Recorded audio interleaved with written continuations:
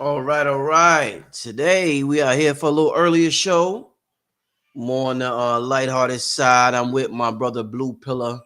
We have these afternoon conversations sometime. Blue Pill, I want to welcome you back to the show, my brother. Thank you. It's an honor to be here. Welcome, or peace, love, and light to the Black Magic 363 daytime audience. Indeed, indeed. Hey, Blue, man, look, we're gonna get right into it. So by the way, we just started a hip hop YouTube channel, family, Hip Hopolis, and I'm gonna have the link to that channel in the description. But hip hop is something that's both dear to my heart and your heart, Blue.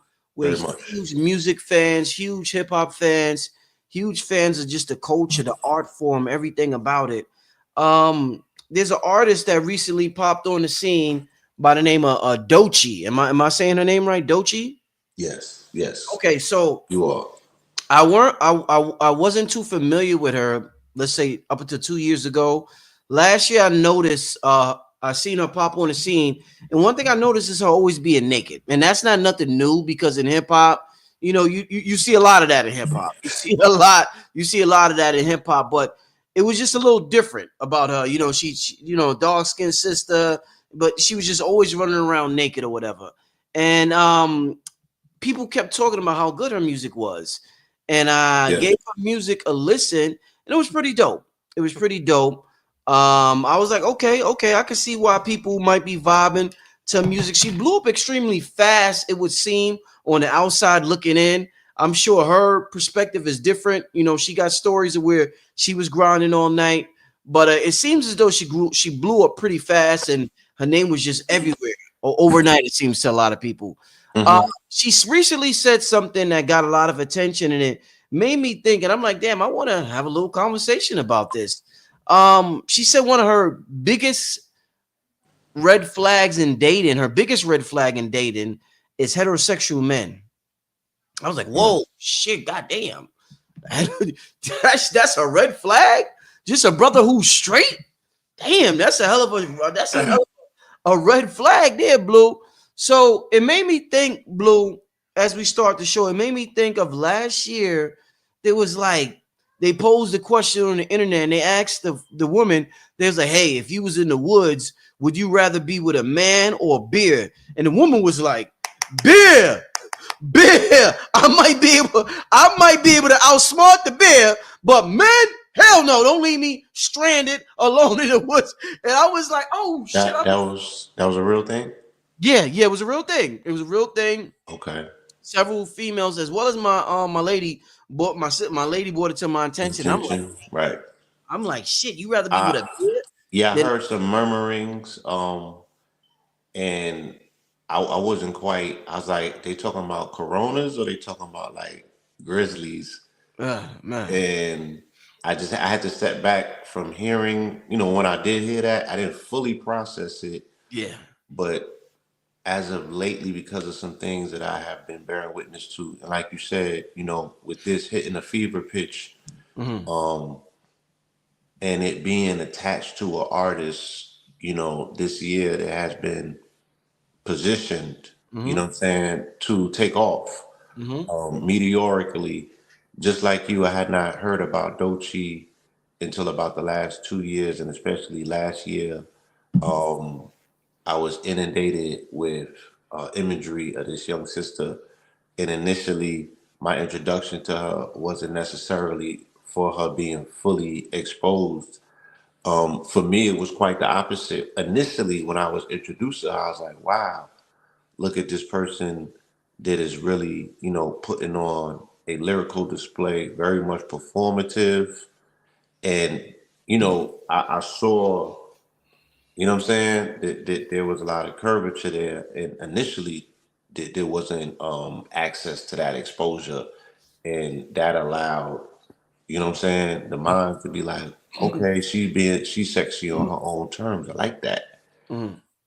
And it's like immediately after, well, then when I seen at the Grammys and she put a show on, I was like, oh, okay, maybe she's playing around with it. You know what I'm saying? And again, at, uh, I don't want to say this and come off the wrong way by saying that women taking control of their sexuality, you know what I'm saying, and then playing with those particular themes here and there is a false sense of empowerment. You know what I'm saying? I don't want to come across as saying that, but they have every right to play with these particular levels of access that people have to them. You know what I'm saying? And to that is also they know that they're playing within the realms of fantasy because of how people love to objectify sexuality, and oftentimes that's what brings, as Khalees would say, that's the milkshake that brings the boys to the yard. And then right after she won the Grammy, that's all I saw after that. And I was like, God damn, is she doing that to make a point? Yeah. She started getting butt ass. I mean, And I but was just like, you got the Grammy already, so what's this? And then I started really getting an inclination and an understanding that, you know what I mean, she's playing on those sides. Now, let me preference it. When we've been introduced to female artists post the Little Kim and Foxy Brown era, they have played with sexuality. Nicki Minaj being one of the Mhm. prominent ones. And then when I seen Doechii's DNA is templated a lot with the antics of a Nicki Minaj, right? In Mhm. terms of the performative aspect, her changing her voice, you know Mhm. what I'm saying? Mhm. Playing with the whole what was Nicki Minaj was possessed by Roman, what was it? Roman. Roman, right? Yeah, so she plays with those themes a little bit. So I'm like, I didn't quite understand what I was looking at, and then when I seen that clip go viral, I was like, okay, well, it's full blown agenda. Mhm. I had been hearing these things with people saying, "Oh, she's a plant," and I couldn't quite understand what that Uh, meant initially because I felt that when you see an artist that on the strength of their raw talent can make it, you know what I'm saying, past people's perception of where an artist should be in their first year or second year. This is her rookie season. It was in a breakout season. And I'm like, oh, the talent is not enough to carry her. And he's like, nah, she's a plant. mm, So I'm like, what qualifies as a plant? right. Now, what I'm seeing in terms of this behavior and she becoming somewhat of a spokesperson in the midst, mind you, you know what I mean, in the throes of a culture war, I was like, oh, okay, so this is where we going with it this year. Mm. You feel Well, me? Blue, let me ask you this, Blue.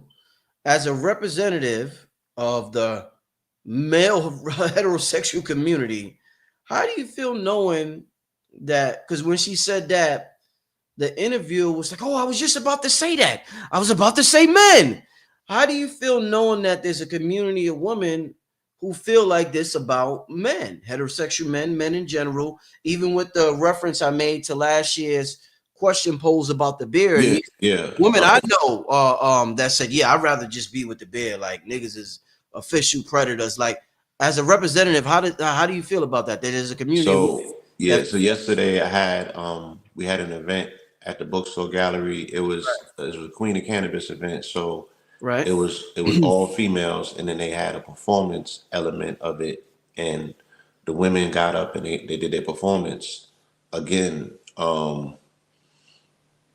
almost all of the women's subject matter was about their distaste and their disdain for their male counterparts.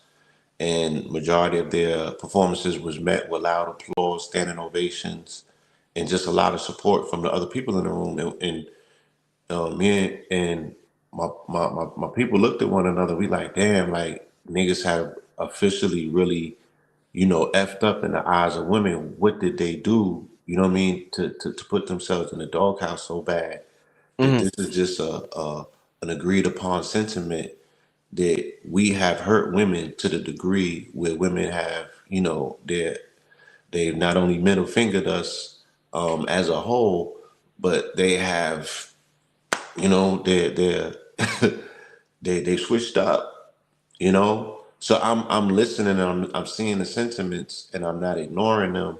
If there's something that's underlying that seems to be understood so much amongst a generation that I don't necessarily belong to, I think it's time to pay attention. And I'm like, yo, what happened? And they like, man, the niggas is playing too many games out here. And we grown ass women, and a lot of these men are boys. So I'm just listening to a lot of what's being said, and I would be remiss if I didn't acknowledge myself that there's been an uptick in bitch assness. And this president said that it's only two genders, so you can't mix the both. You either you're gonna be a bitch or you're gonna be a nigga. But a bitch nigga, it's just a lot. It's a lot going on, and women are responding to that. And I think that they're at their threshold, and they're expressing that they've had enough. The gig is up, and everybody's on to whatever scheme men have been playing for the last 20 or 30 years. Thinking that since we live in the age of social media, that these are not played out games that they playing. So yeah, we found ourselves in a pickle, and women are being very dismissive of just voluntarily playing that game, and we are surrounded by women scorned. And I think that we need to be honest about that. You know what I'm saying?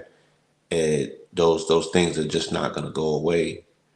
Women have utilized social media to amplify their message that they're fed up, and they found a lot of support amongst one another. They're trauma bonded, right? But when we become the source of trauma, yeah, they're being very dismissive towards, you feel me, normative relationships. And you know Right. but then what I'm saying, that on the surface it can look like that, but then when you have these conversations and you do a little bit of research, you find out that these same-sex relationships are very much steeped in abusive relationships, and to some degree a lot more aggressively, they say.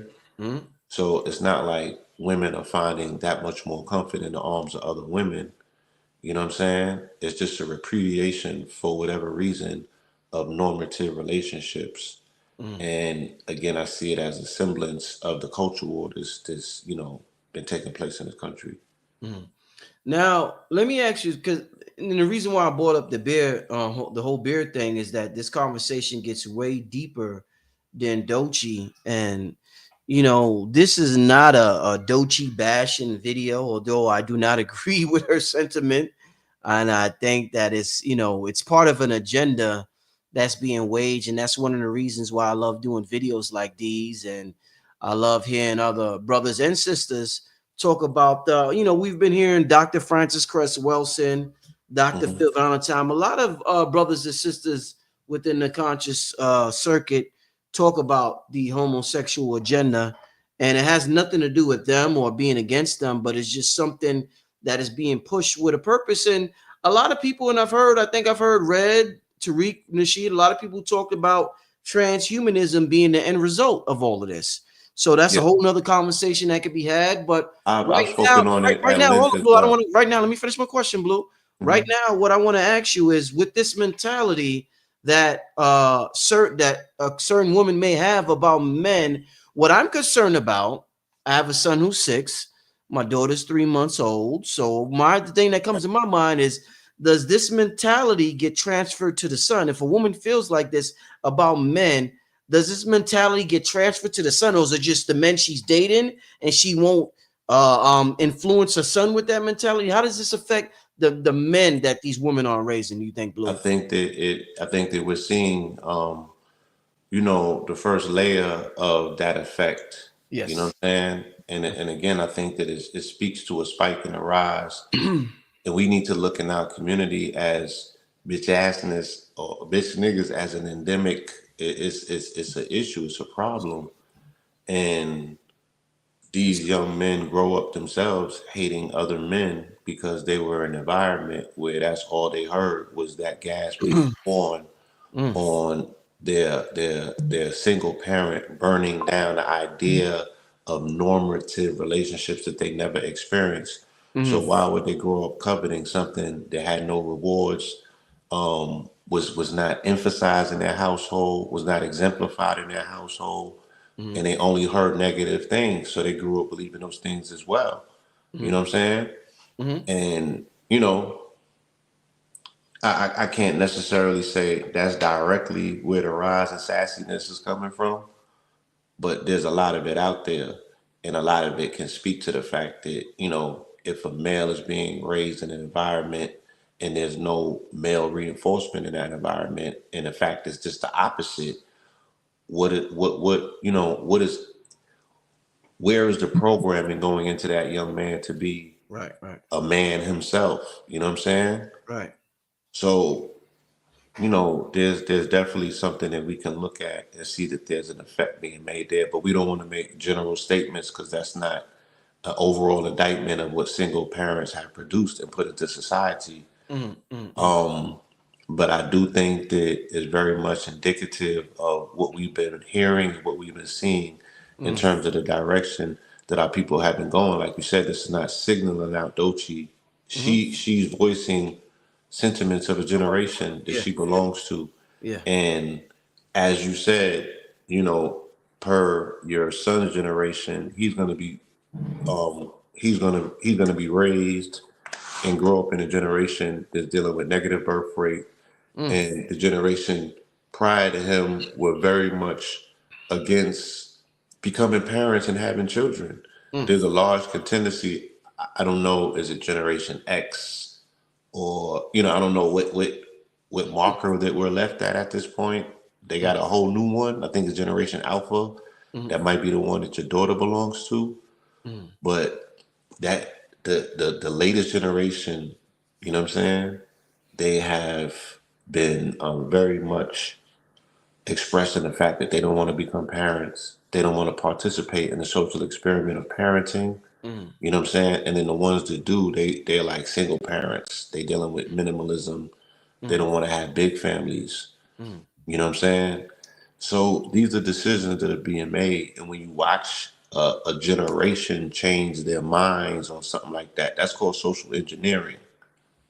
You mm, feel me? We engineer them to be cool and coy on saying, "Yeah, I don't want to do the things that my folks did." They had to have experienced something where mm, they opted out. Be like, "This is not what I want for myself." Whereas, my generation, we grew up in what's called Pluto and Libra generation, right? Libra is relationships, is contracts, and Pluto is transformative. So I grew up in the 70s. My generation was a latchkey generation. So we grew up during a transformative period of relationships, Libra, and contracts, latchkey children. mm, You take this key and you don't let no strangers in, and you be home at X, Y, and Z, and you have your homework and your dinner ready by the time I get home. That was our contract mm, in mm, our relationship. You know what I'm saying? And this is the beginning of the transformation or the breakdown of the family structure into a new one. And then everything prior to that has just been a later iteration of that, and the structure has gotten weaker and weaker and weaker and weaker. It's almost like looking at colony collapse. You know mm, what I'm saying? And now here we are, where the children are raising the children in this current generation for the mm, first time ever. This has never happened in the lifespan of humanity. Children have not raised children until this latest generation.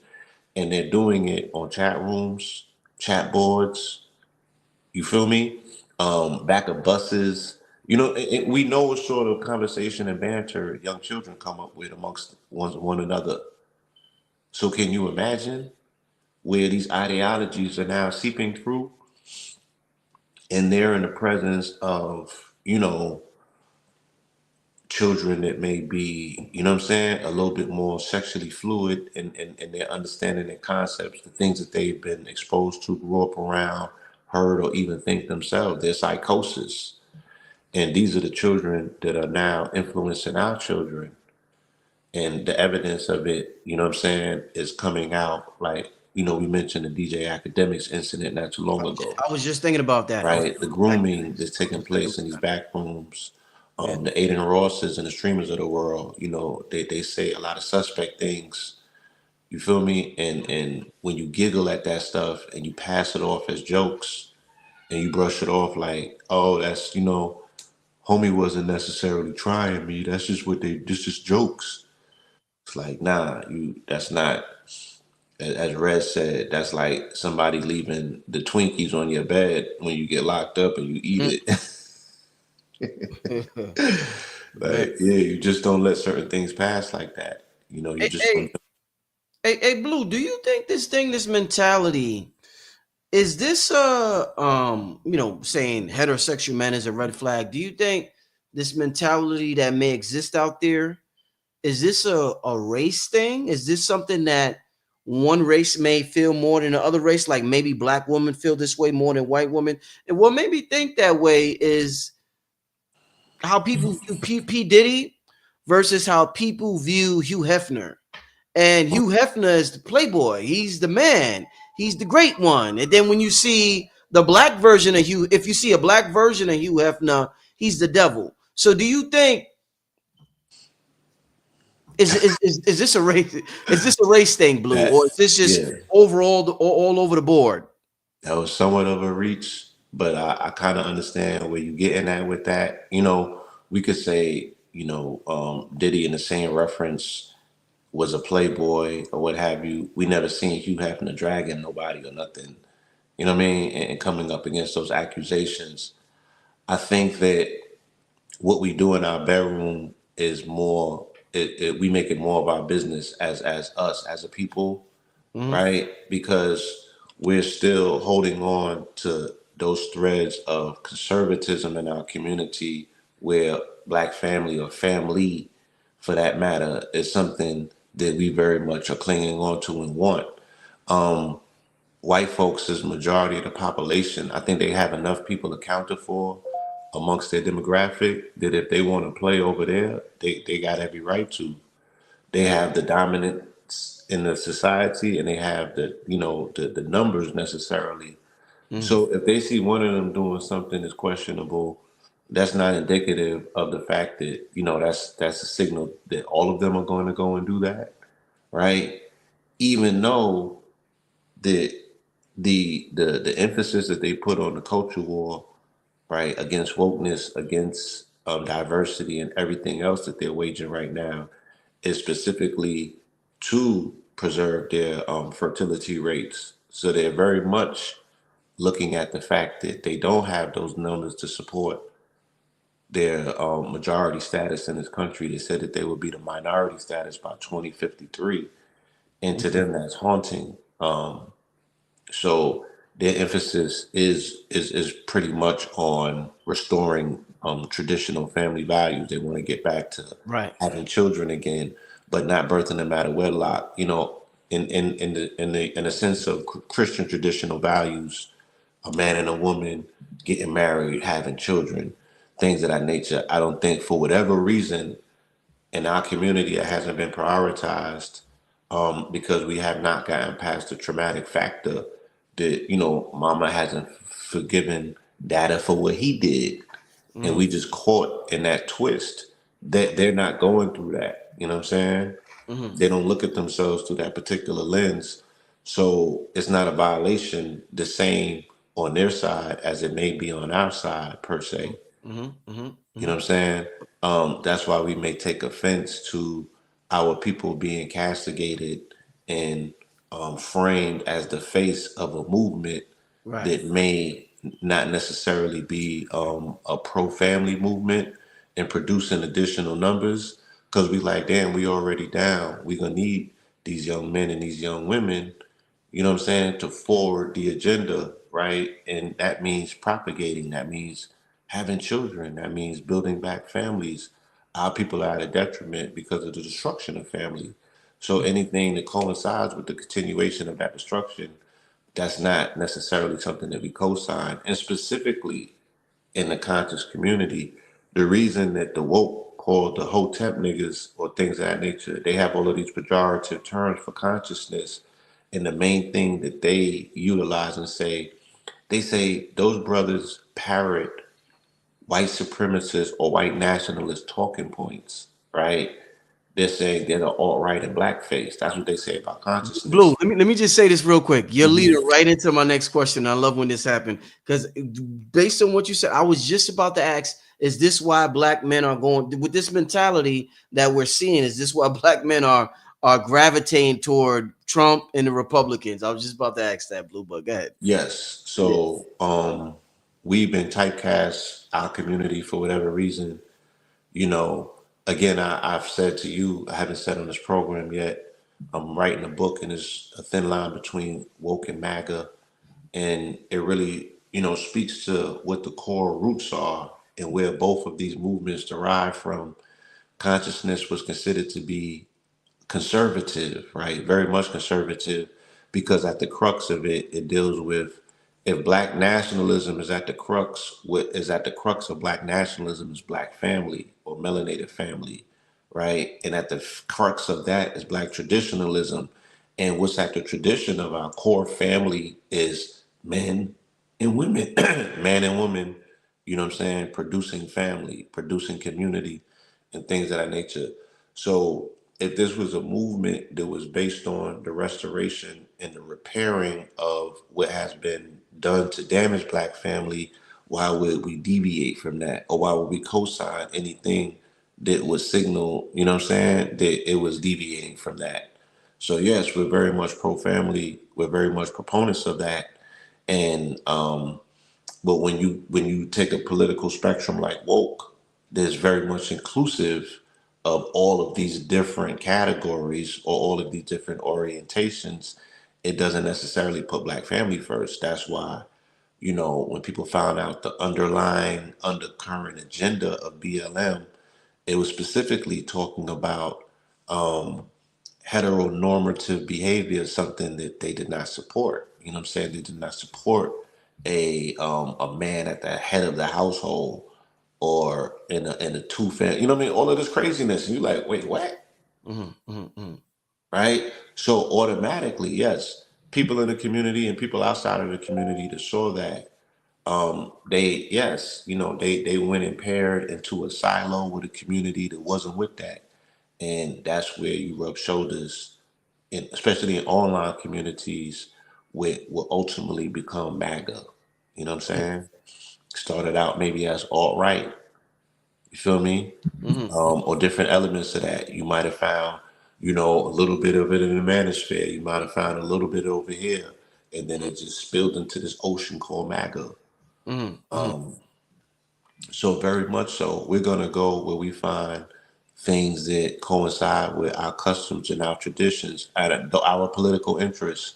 So we vote with our political interests. We group and we pair up with our political interests. And again, I think that the crux of our political interests, all politics aside, is the restoration, continuation, and the determination of the black family. And in order to have that, you're gonna need a man and a woman.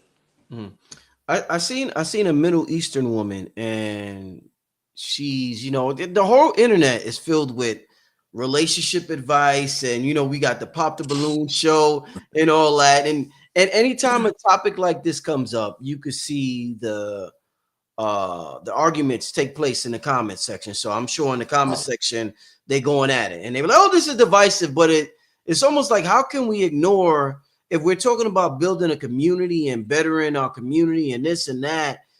it starts with relationships. It starts with family. It starts with the family. So there's Eh, something that we have to get right between black men and black women, or just men and women in general, that we're not getting right now. And one of the things that it was a Middle Eastern woman. She said that women who are raised with fathers know that when their father tells them to put, because earlier, and the reason why I bring this up, just some mhm. context. Earlier, you talked about sexual liberation and Doechii being running around naked all the time, right? Right. And that could be performative, which I understand. If it's performative, I totally get it.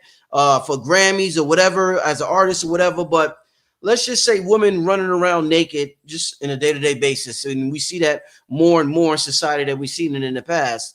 The Middle Eastern woman said that women who grew up with fathers in their home knew that when their father tells them to put clothes on, it was a form, it was because they wanted to protect them. She said women who didn't grow up with fathers in their home, when their man or their husband tells them, hey, you should put some more clothes on, she looks at it as controlling. So you have a woman who had a father, knows that her man might be trying to protect her. A woman who did not have a father looks at the same circumstance as a man who's trying to be controlling.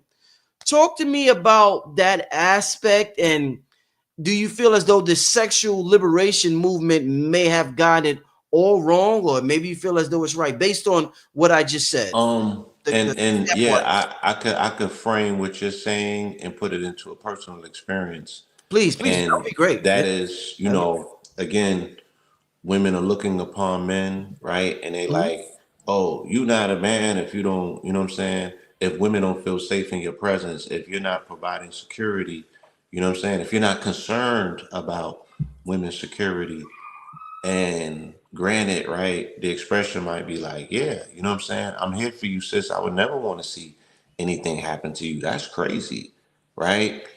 But it's also like, help me help you.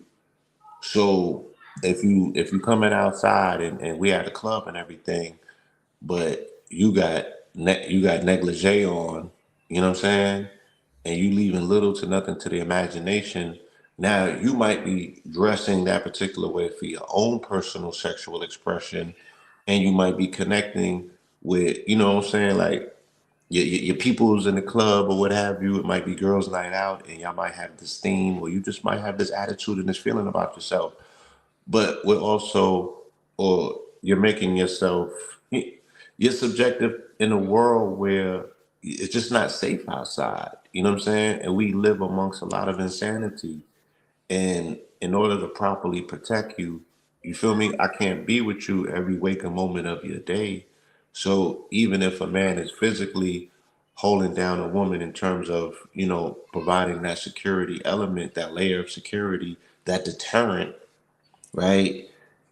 I might not, you know what I'm saying? Like I can't be with you every moment and every minute.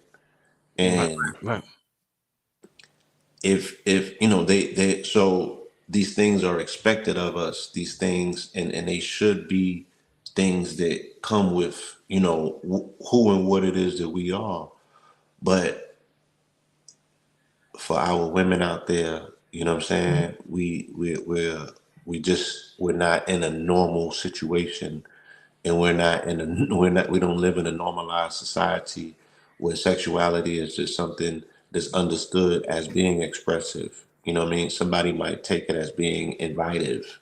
Somebody might take it as being, you know what I'm saying? Access. Somebody might take it as you giving off the wrong particular signal. And again, a woman's gonna take that the wrong way, like, oh, it shouldn't be like that. And who are the, you know what I'm saying? There's a lot of questions that are being asked, and they have every right to ask them. But at the same time, we're still tasked with security. We're still tasked with protecting and providing this layer of protection for young women. But young women should also understand that their environment is very much hostile towards them for whatever reason. We're just not outside amongst friends.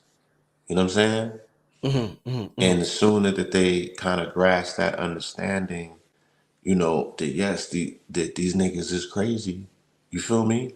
And there is a lot of, we normally cite these statistics. If I'm meeting 8 out of 10 women who have been sexually abused by people that they know, right? Mm, It's very hard to be outside among strangers thinking that, you know what I mean?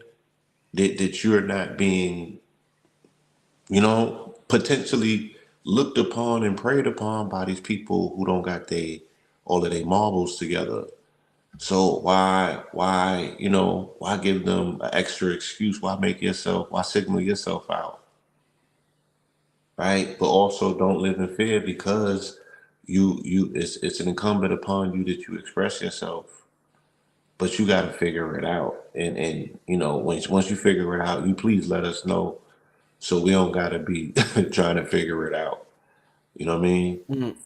Let me ask you this, Blue. The conversation of, because I'm not sure. I think she dates bisexual men or something like that. I'm not absolutely sure. And I told somebody I was going to do the show today, and they sent me a link of there was this Instagram post of this sister during the COVID. I don't know if it was COVID or before COVID, but she had opened up a gym, and when she opened up the gym, it was maybe, and shout out to Top Cats. I'm gonna holler at you later on today. I seen you call me the other day, brother. I'm gonna Peace holler at out, you the man. other day. Uh, Legendary. My yeah, mother yeah, said she loved legendary, the show. yeah, legendary Top Cats. Yes. So there was an Instagram post that was shared with me about a sister who opened up a gym, and initially, and this was during the Black Lives Matter movement, Blue. So initially, she said, "Hey, my gym, it was an all woman gym," and she said, "We are not discriminating against what's the term they use? Transsexual men Yeah. who I don't know what they Transitioned. Yeah, yeah, who whatever term that she said, we're not discriminated.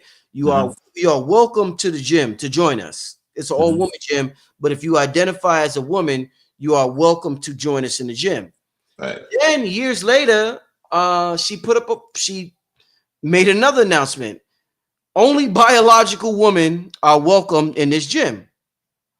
So they hmm said, "Wow, what happened? Oh my God, you're transphobic now. You're transphobic now." She said that too much harassment was taking place. It was just becoming too uncomfortable with the woman, and she did not want to inconvenience Yeah. biological woman anymore by exerting this practice in her gym facility. What I want to ask you, Blue, is that oftentimes, based on what Doechii said, and just this woman thinking, "Hey, well, this is an all women's gym. Men could come join." hmm Bisexual men, gay men, whatever term you want to use, whether you're bi or just completely gay, they often don't get a bad reputation in terms of being predators, being violent, being sociopaths, being all the negative Right. traits that heterosexual men get. For Heterosexual some man. Right. reason, they don't get it. And it was interesting that Tariq released the buck breaking documentary. And when you hmm think of slavery, you don't think of gay men committing these acts, you just think of men committing these acts. When you think of all of these things that happen, you just think men are being men. But for a man to buck break somebody, there's a lot of there's some form of homosexuality that exists within him. So why do you think bisexual men or gay men have been able to go under the radar in terms of being predators, in terms of being whatever negative trait that have been put on heterosexual men, while hmm heterosexual men just get all these negative attributes put on them, but they committed some of the most horrible atrocities, Rome, all types of shit. We could go back to Rome, Greece, all of that. But for some reason, society doesn't look at them the same way as they look at heterosexual men. Why do you think that is, Blue Pill? Well, let's say that our women don't necessarily look at them through that particular lens because they don't have that interaction with them, right? They're social with them. You know Yeah. what I'm saying? For the most part. And again, statistics show that same sex relationships have increasing spikes in terms of abuse and just toxicity, if you will. So toxicity is not something that's just a category that's owned by heterosexual men, you know what I'm saying, to be branded under toxic masculinity. I think that again, with women are repealing from what they're, what they are. It's the trauma that comes from relationships with the opposite sex. So if they are just friends with these men and they're not necessarily in relationships, that's still a semi-safe space for them. And I'm telling you, I don't have all of the answers when it comes to this because I make observations and I try to make I think, I'm trying to think through when I watch and I observe these relationships out in public, you know what I mean, with the young ladies that have these besties or what have you, the dudes with the poodles. Mm-hmm. And I'd be like, she's awfully like cool with him, you know what I mean? Like, that's almost like her accessory. And like, what makes her open up so much and become so close and connected to someone that she doesn't share anything intimate with? But then again, our understanding of women have to expand because to be in a relationship with a woman is not just based on sex. You know what I'm saying? They do get the intimacy with them because they are sharing their secrets with them. Mm-hmm. They're sharing their desires. These dudes are a little bit more feminine and they're compensating for the lack of femininity that people that are overly masculine have. So these men don't necessarily, they're not great listeners. You know what I'm saying? They're not very patient. And I'm talking about the heterosexual men who have been coupled in relationship with these women. Some of them just going for the draws. You know what I'm saying? Right, And right. then it's become almost like a sport. So they've been taken advantage of. If they have lended an ear, if they have showed that they quote unquote care amongst, I mean, beyond just, you know what I'm saying, getting what they call a kill or a body, right? If they care amongst that and they're really into, these women's intellect and Mm-hmm. their aspirations and want to know a little something more about their history other than their sex history, you feel me? These are the places that they're missing. And these are the things that women cite when they go with other women. These are the things that women cite, you know what I'm saying? When they talk about, they bestie with the poodle and stuff of that nature. Oh, he knows me, better than I know myself. Or he's there, he's an ear, or he's a shoulder, or he's a this, or he's a that. You know what I'm saying? So I don't know if men are skipping out totally on the entire experience of what it entails to be in a relationship with a woman. Mm. And that's intimacy on more levels than Right, just laying down with her. right. You know what I mean? And fellas don't necessarily have a lot of time for that. They've not been orientated towards either one courting a woman, keeping a woman, you know what I'm saying? Putting a woman's pleasures first before your own. Like, yeah, there's a lot to that. And let me just go and say in terms of what we speak about with our Caucasian counterparts who may have engaged in activity, like you said, in plantation life, but they would never, even to this day, we don't even frame them as saying, yo, they was boogers, they was, you know what I mean? Like, Exactly. no one hit them with that label. They're No, still looked at as nobody. men. Exactly. They're They, still looked at exactly. as rough men who countered, who conquered the wild and things of that nature. Hmm. And that is a derivation from their Christianity being introduced to them in the form of domination. You know Mm. what I'm saying? Very So the good. domination aspect, Very when good. you get into this primal sense of domination, that's where the buck breaking comes in. That's where the Roman Greco thing comes in. How you would still find them in Colosseum settings where you're confused because you're like, oh, they're men, they're fighting, they're sweating, but they're domineering one another. You know what I'm saying? Mm. So Christianity was introduced to them in the form of Christendom, which comes out of Constantine, who was a emperor. He was a conqueror. He dominated. You know what I'm saying? So when they dominate people, that's what they do. They sexually dominate them as well to destroy their foundation, to destroy their masculinity. You know what I'm saying? So they weaponized their sexuality in form of warfare, and they're still doing that to this day. And that's what our children are being exposed to. Children of those people, you know what I'm saying? That again, this ideology, these concepts are very much normative in their culture, and they're passing it down to their children. Their children don't see no distinction. Mm, It sometimes I'll go and lay down with Betty, and mm.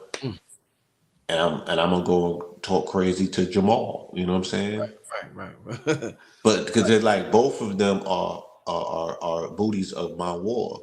They Mm, consider their access to their women the same way, and they consider their access to you the same way. mhm, mhm, mhm, mhm. As we I want to get a couple of questions from the family because y'all got a lot to say in the chat. So I want to get a couple of questions from y'all. And look, let me preference to say this, that I already told Rich this is one of the least favorite topics that I like speaking on, because I know Yeah, how people it's respond to triggering. it. It's It's very very hard to go into the eye of the storm and have these conversations triggering. without offending or upsetting people, when that was never the intention. You know what I'm saying? And to speak, um, to have a conversation and speak, right, where it's advocacy for heterosexuality, does not mean that it's always, you know what I'm saying, negative and being dismissive of what other people are doing and how they choose to show up in the world.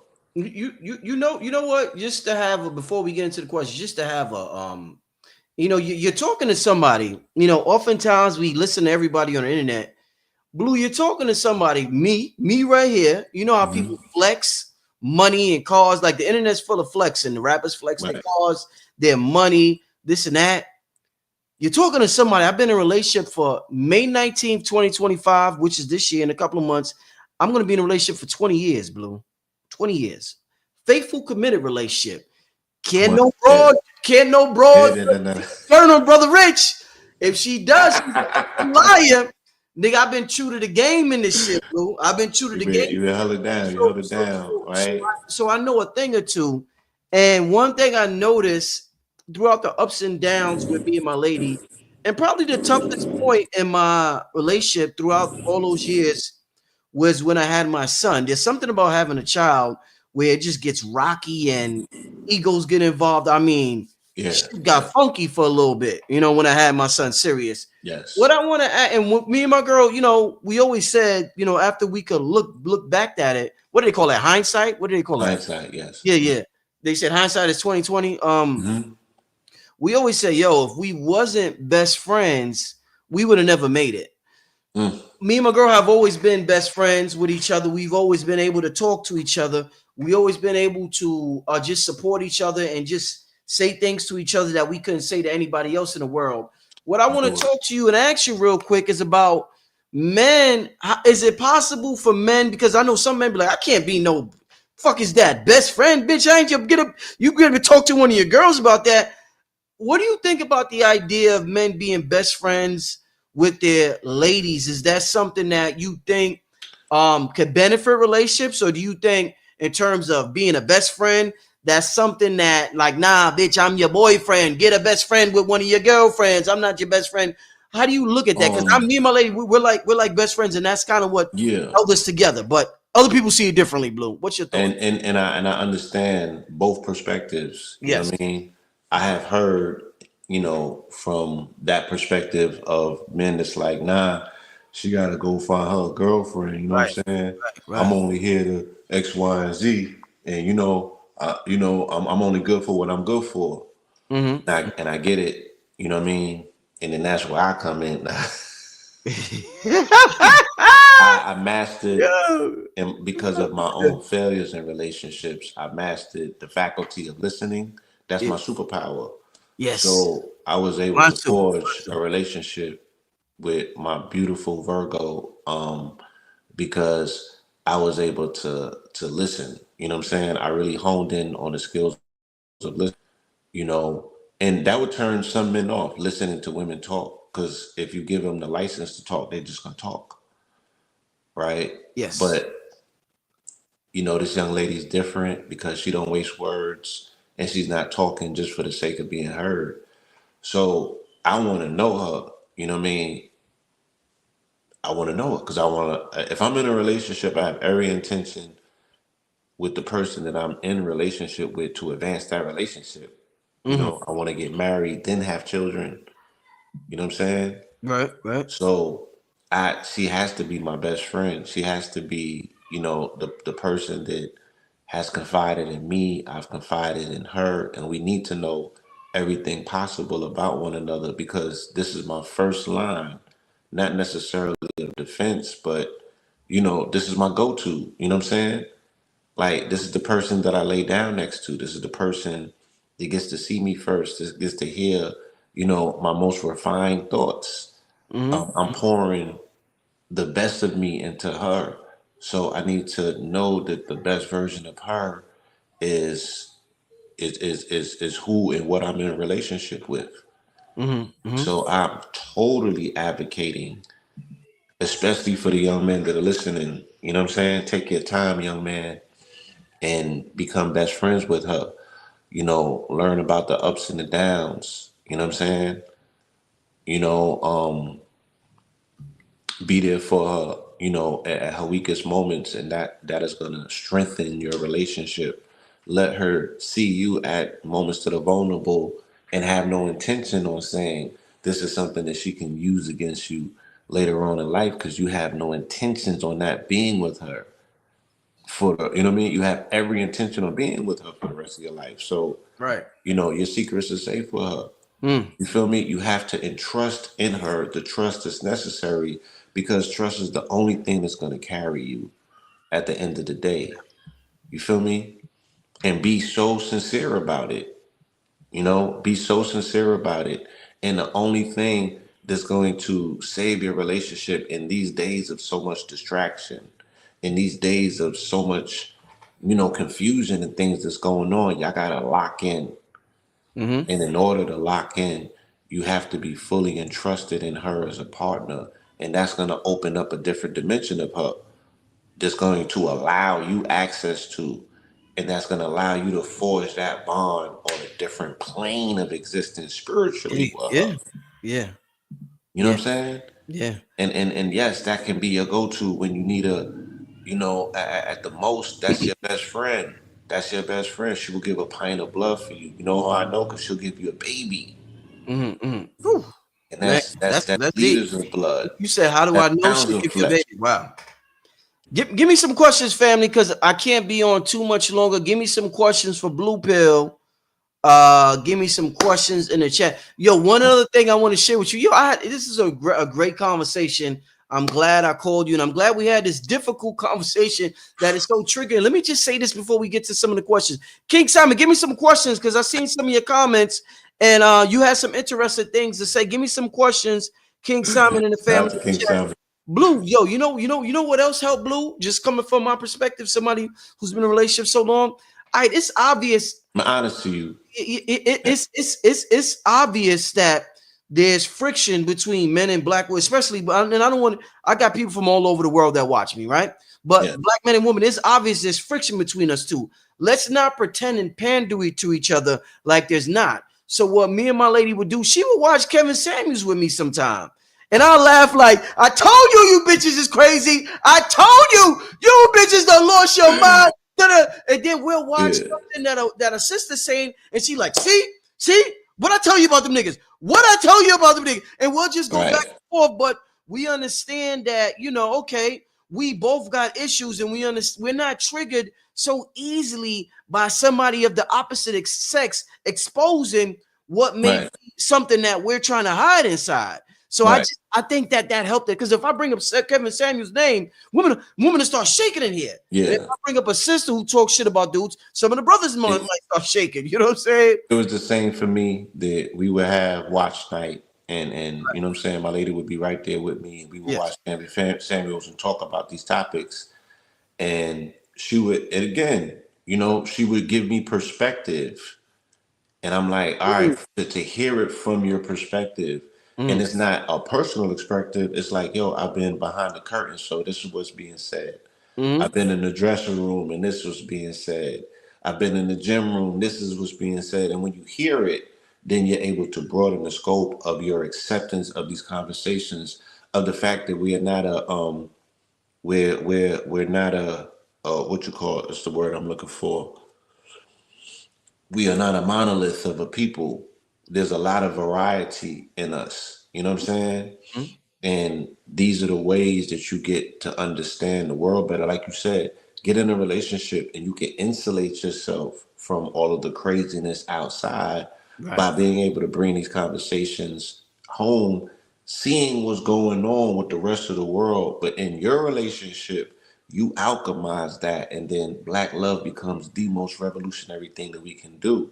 Mm. So in this community, yes, this community is based on, the most revolutionary act, and that's the restoration of black love, specifically between black men and black women, because your audience comprises of many nationalities, people from around the world. When they were attracted to us as a people, it was for the template of what the family looked like, Mm. right? The black man and the black woman. These are the things that people know us around the planet as being God's chosen for. When we show up in our proper persona, Yes. properly coupled with the vaingloriousness of a black child, there's nothing more beautiful than that. You know what I'm saying? Mm. And for whatever reason, and there are many reasons, and we can get into them. And I think being dismissive of them and having these conversations is kind of like missing the tail end. And those are the things that have destroyed black family, right? Let's say chemical dependency within itself. Chemical dependency in the 70s and the 80s already set up the template for us to have children that are going to be chemically affected. And then they hate hearing this, but then they love telling me that I was born this way, right? And Mm. I'm like, cool, you was born this way, but any slight alteration in your mother's womb of chemical balance is going to throw off the development of the child. So yes, you may have been born this way, but there was still manipulation, you know Right. what I'm saying? In your gestation period based on over chemicalization that led you to be, you know what I'm saying, somewhat could. I'm not saying it. You saying that you feel like a woman born in a man's body, and I'm like, okay, then that suggests that there has been something that has been tinkering at a developmental process or a Mm. level, and that's what you. That's and those are the things. Those are the side effects of these foods that are being eaten. Those Mm. are the side Mm. effects of these different toxins and poisons that we have been exposed to. So now we're forced to normalize the byproduct of a chemical biological war on us, and then we gotta be, we're gonna bring this in and we're gonna bring that in and we're just gonna ignore everything. And it's like, no, that's not revolutionary. We're not gonna get forward. At least have a conversation about it. I'm Right. not making an indictment, nor are we signaling nobody out to say, yeah, that child gotta go to the gallows. We ain't saying that. Mm-hmm. We like, at least let us have this conversation to put some perspective in hand, because our children are psychologically changing when they're looking at the propagation of a species for the very first time. We're at the tail end, right? We're at the tail end of this march, this evolutionary march that we see as a people, and we're being challenged by things that we can't see and don't understand, that we are at a precipice of time. So, like you mentioned earlier, transhumanism, there's a very thin line that separates transsexuality and transhumanism, because in order for them to maintain and hold their form, right? Because it's experiential, and it's an experiment that's utilizing medicine and science. You feel me? Mm-hmm. A person has to, take the meds in order to maintain the form, and they are a result of scientific experimentation about how to transition one gender to the next. That's setting up a play automatically where you slip in transhumanism later on with an extra element to say, yeah, well, instead of you taking these particular pills, why don't you just put this chip in you? Right? And this chip is going to be a homo blocker, or this. I mean, and again, when you even speak about the obvious, people just get so flustered in their feelings Yeah. that you Yeah. can't even speak about the Can't even things speak that are it. logical to you Yeah. that you can see right in front, Yeah. right? But then you don't want us to speak about the obvious, but then you want us to listen to something, you feel me, and be accepting of something, right? Or listen to a degree to be understanding and accepting of something, but you don't want to hear what we got to say. Indeed.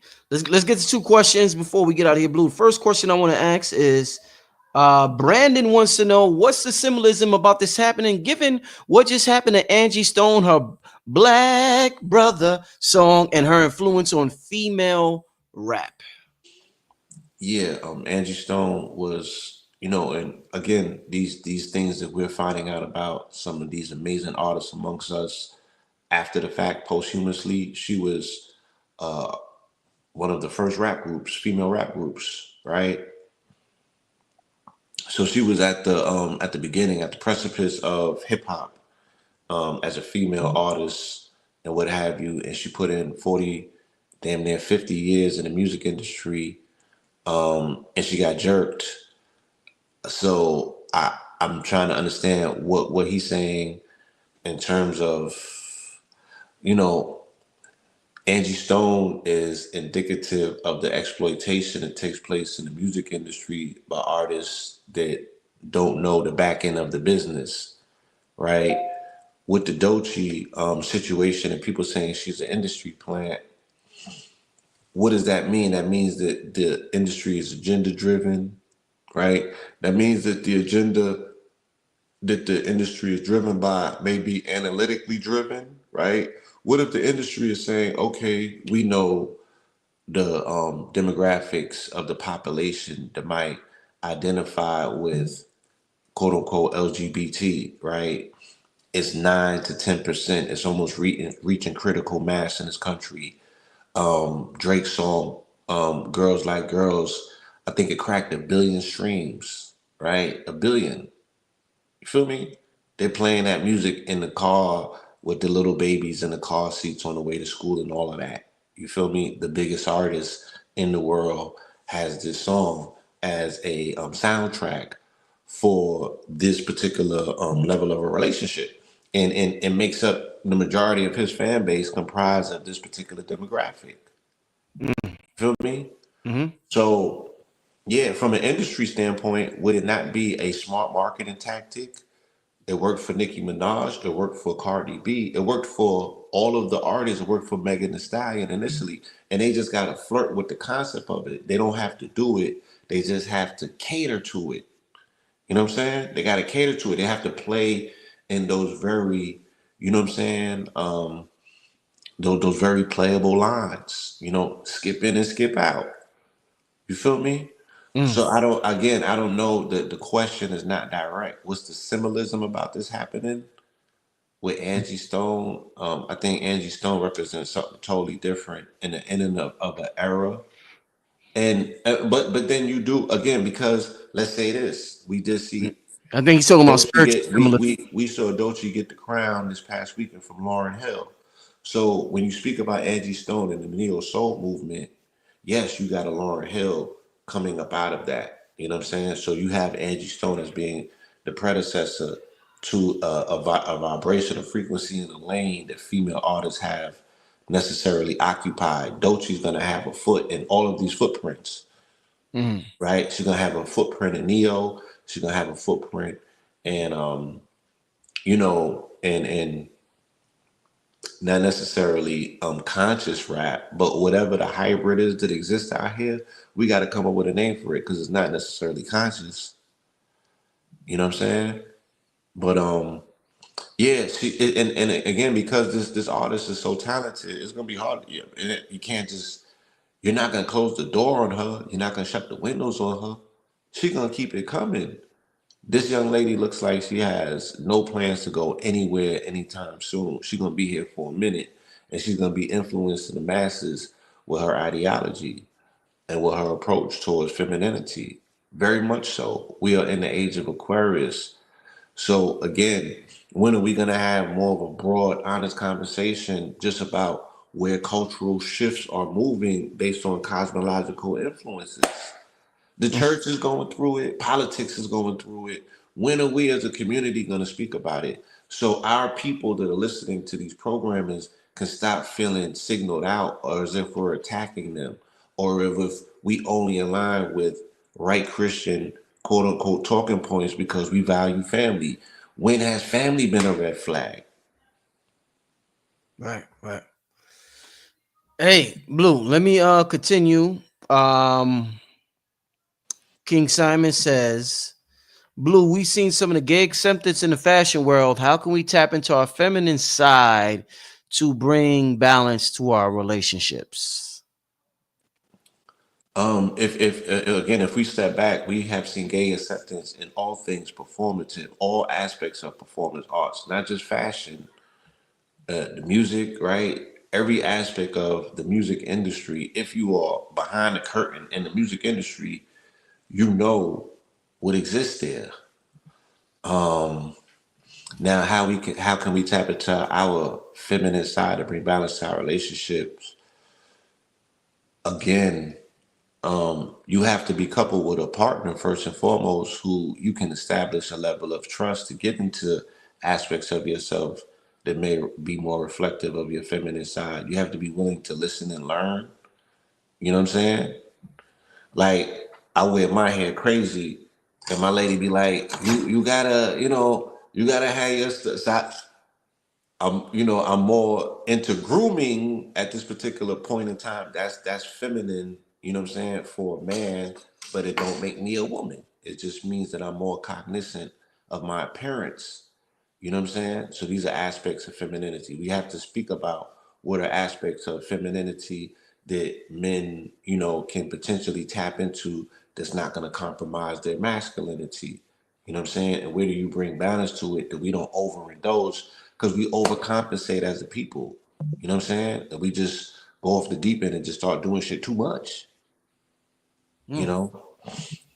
indeed. So yeah, let's speak about the things that are definitive of femininity and what it is that we can implore more. Can I just say something real quick? Please do. Yes. And then we have to be mindful of what we're watching in society because society is now packaging masculinity as being ultra aggressive, right? We're framing masculinity through the eyes of white male patriarchy. So Donald Trump having the diplomacy of deodorants, right? And the diplomacy of deodorant means, nigga, come here and get under this deodorant, right? If you are considered beta in the eyes of an alpha, they throwing all of them dudes under their deodorant. You know what I'm saying? They're throwing them under their armpits. So it's an aggressive form of masculinity. It's confrontational, right? And it's very much dealing with dominance. That's how they're framing the masculinity that the white male patriarchy is dealing with, right? Because they can't deal with dominion, they have to deal with domination. And it's dealing with fragility. So it's not necessarily masculinity, it's masculinity that's been exposed as not necessarily being as masculine or man as previously thought. Someone's calling their bluff, and now they're responding. It's an overwhelming response, but it's overcompensation for something that's not there. What's not there is diplomacy, which is actually masculine. So if you look at a dollar bill, shout out to our brother Eddie Rashid, he has showed us this on multiple occasions. The left side of the eagle, right? The left side has the arrows in it. The right side has the olive branch in it, right? So the left side is feminine. Warfare is feminine. Blowing, not, crashing out, flying off the top, taking it to the pistols, right? All of that's feminine activity. Masculinity is diplomacy. Masculinity is diplomacy through dominion. I say it and it is. I ain't got to over explain myself. Just like when daddy came home. He ain't had to, just his presence alone was enough to put shit in check. Mm, He ain't had to get extra loud and he ain't have to be telegraphing and broadcasting what he was gonna do when he got home. Your father be here in 10 minutes. You know what that meant. You know what that meant. And I had the fear of God in me. mm, And daddy delivered and executed as promised. And I had to respect that as I'm like, that's a man, god damn it. You see these whelps on me? Wow. Mm-mm.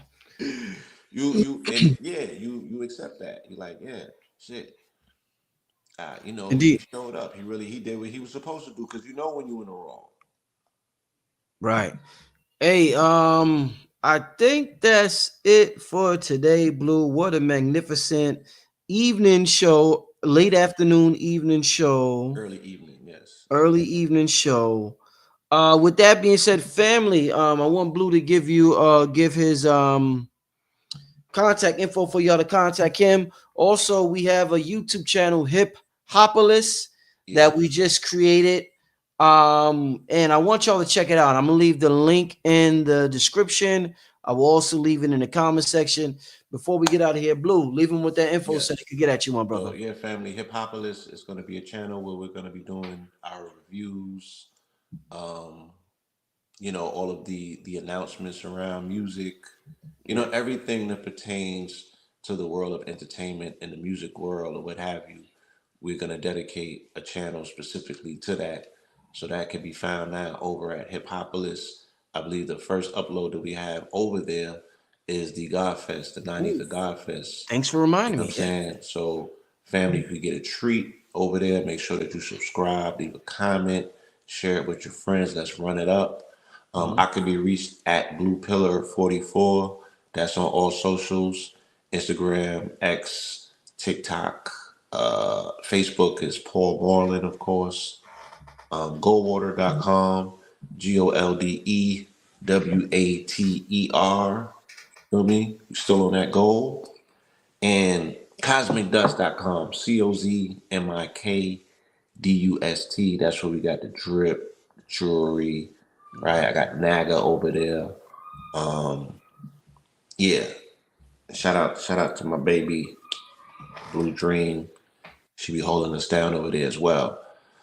So yes, family, and connecttoyourcity.com, our streaming network, got a lot of programming that we're about to upload. Been able to capture a lot of content as of lately. And again, look forward to our next discussion.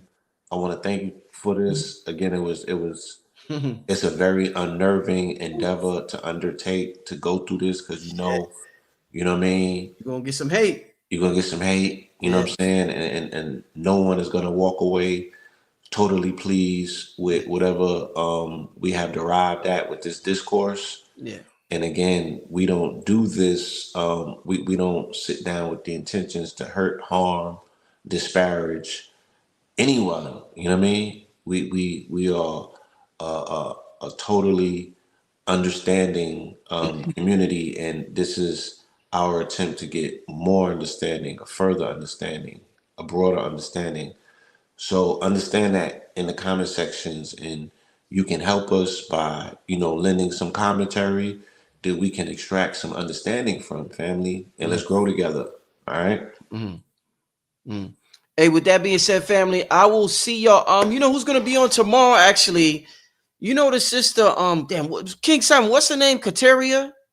Kateria knows, yeah. Yeah, Kateria. No, she's gonna be on tomorrow. We're gonna be dealing with the Black Moon Lilith. The name of the show is called Please, yes. Black Moon Lilith. Family, make sure y'all tune in Bring tomorrow bring 9 up p.m. Yeah. and shout out to the sister.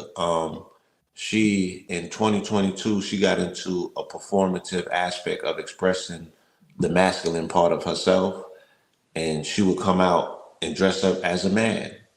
And when I say as a man, I mean like in man attire. You know how men will wear suits and things of that nature. And and she when she became whole and her expression, when she honored that part of herself that wanted to be expressed, she started normalizing her relationships, and she started dealing with healing in her personal space and opened up, based on the healing, it opened up, I guess, what I'm saying, for her to find a husband. All of these things that she was able to do by dealing with the performative parts of herself that needed to be expressed. So I hope that you bring some of these topics up to her. I think she would have a lot to offer as well, because we very much need to hear from a woman to balance these conversations out. You know what I'm saying? So it just don't seem one sided. But I think that this was a great start. And hopefully, as I said, we can continue this conversation and come to a broader understanding. All right. Indeed. Hey, Blue, thank you once again, my brother King Simon. Thank you in the chat. Thank you to everybody who Yes. tuned in and listened. I will Thank you. see you tomorrow. Have a good day, family. Peace. Peace, y'all.